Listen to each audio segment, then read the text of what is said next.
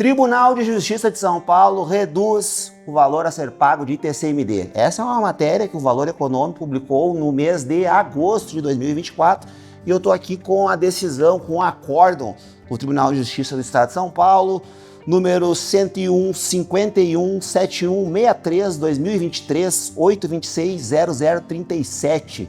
Esse processo aqui que tem como origem a comarca de Araraquara. E o que está sendo discutido aqui basicamente é a base de cálculo de incidência do ITCMD e a questão do valor das cotas. Se esse valor em que incidiria o ITCMD seria sobre o valor venal das cotas ou sobre o valor contábil líquido das cotas.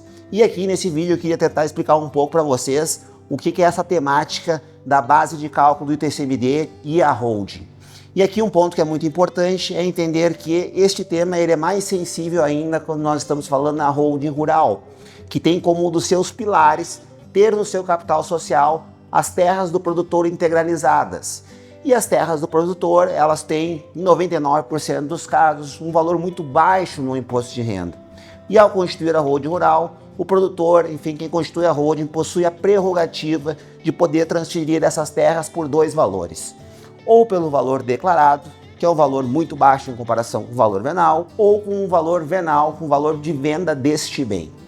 Por óbvio, para reduzir a base de cálculo de incidência do ITCMD e demais tributos, nós optamos por transferir as terras do produtor pelo valor declarado dessas terras no imposto de renda, que é este valor bem reduzido. O que acaba se travando algumas discussões é que quando é transferida essa propriedade ou propriedades para a pessoa jurídica, para a holding rural, no momento em que nós vamos realizar a doação das cotas, se seria possível a reavaliação. Vamos citar aqui um exemplo, uma propriedade que tem um valor venal de 20 milhões de reais e tem um valor declarado de 100 mil reais.